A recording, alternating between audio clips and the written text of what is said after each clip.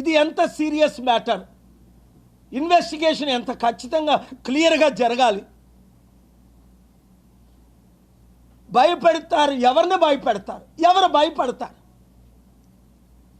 ప్రశ్నించిన వాళ్ళని భయపడతారా?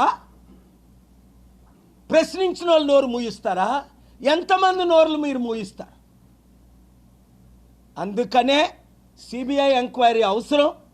లేదంటే సిట్టింగ్ జడ్జి సిబిఐ ఎంక్వైరీ ద్వారా నేను నా దగ్గర ఉన్న ఫ్యాక్ట్స్ వారికి చెప్తా. ఎందుకంటే ఆంధ్రప్రదేశ్ పోలీసు శ్రీనివాస అనే సర్కిల్ ఇన్స్పెక్టర్, ఇప్పుడు డిఎస్పి, అటెంప్ట్ మర్డర్ కేసు నా మీద పెట్టాడు.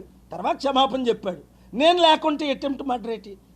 కత్తులు లేవు, కడారు లేవు, నేను లేను, విక్టిమ్ లేడు. అంటే ఆంధ్రప్రదేశ్ పోలీసులు అప్పుడు చెప్పిన గవర్నమెంట్, ఇప్పుడు చెప్పిన గవర్నమెంట్ ఎన్ని వ్యతిరేక ఇల్లీగల్ కేసులు పెడుతున్నారు.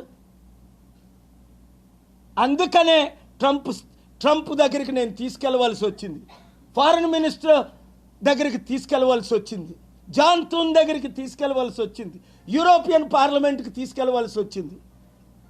ఎందుకంటే ఇలాంటి ప్రవీణ్ పగడాలని ఎంతమందిని మీరు చంపడానికి ప్రయత్నిస్తున్నారు? ఎందుకంటే న్యూస్లో చూస్తున్నాను, 110 మంది ఉన్నారు లిస్టులో, 15 మంది ఉన్నారు, ఈ ఎంపీలు చేస్తున్నారు, ఆ ఎమ్మెల్యేలు చేస్తున్నారు. నాకైతే సత్యం తెలీదు. అప్పుడు 99లో ఆస్ట్రేలియన్ మిషనరీకి అన్యాయం జరిగినప్పుడు నేను ఫైట్ చేశాను, న్యాయం చేశాను.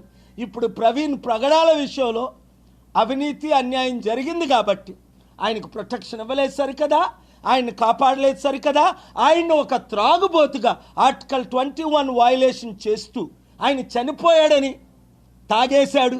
తాగినప్పుడు మీ పోలీసు 3 గంటలు ఇక్కడ ఏం చేశాడు? ఆయన ఎందుకు అరెస్ట్ చేయలేదు? ఆయనకి ఎందుకు నోటీస్ ఇవ్వలేదు? ఆయన వెహికల్ ఎందుకు సీజ్ చేయలేదు? 3 గంటలు మీ సబ్ ఇన్స్పెక్టర్ మాట్లాడాడు కదా విజయవాడలో, దానికి జవాబు లేదు. అది వయలేషన్ కాదా? మీరు తాగారు అంటున్నాడు, ఎక్కడి నుంచో బయలుదేరాడు, హైదరాబాద్ నుంచి తాక్కొస్తున్నాడు, ఇక్కడ రాబోయేసారి 2 సార్లు పడిపోయాడు అంటున్నారు.